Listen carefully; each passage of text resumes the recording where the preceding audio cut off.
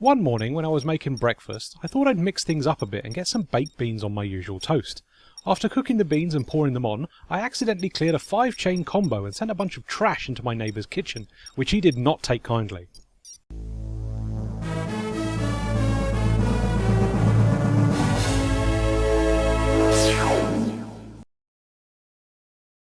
So we don't update it as much as I'd like to, but one of the branches of my game collection is handheld LCD games, and there's a playlist of Sega LCD games on this channel that features every one of these that's come into my possession. It's been a good long while now, but we can finally add another Sega LCD game to this playlist. This is 1997's minigame Puyo Rin, developed by Compile themselves and only released in Japan. Technically, this isn't a Sega game because it was developed prior to Sega publishing Compile in 1998, but it was re-released under Sega's own toy line in 1999 after the buyout. When I saw this come up for a decent price, I just couldn't resist.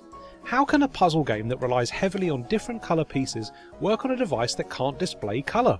Surely this has to be a greatly simplified experience to even work on such limited hardware, and while it definitely is scaled back, it's actually not as bad as you'd think. There are only 3 different colours available here, please note the emphasis on colours there. We have solid black, transparent with an outline, and solid black with an outline. There are 2 game modes, N and T, which basically both play like endless mode, but the T mode plays a bit faster. With either game mode started, you then get to play a bizarrely accurate rendition of Puyo Puyo with only 3 colours and no junk pieces to worry about because this is endless mode. You can even pull off chains, which I thought was completely out of the question on such limited hardware.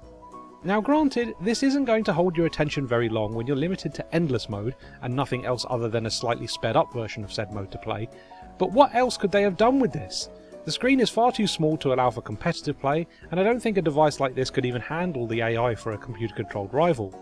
There's no way you could do multiplayer either without some elaborate infrared setup or a link cable, and once again I think that sort of functionality is far too advanced for this sort of tech. This is supposed to be cheap and cheerful, and honestly if you were learning to play Puyo Puyo for the first time and needed a way to practice building chains, then this would be a pretty cool little thing to have in your pocket to practice on.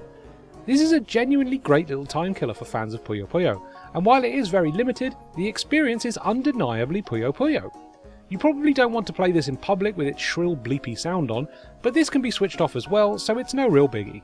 Compile really cared when making this, and it might be one of the most effective translations of a much more advanced video game to a significantly underpowered LCD handheld. This was a genuine surprise that I could actually recommend to Puyo Puyo fans. What a fun little discovery this was.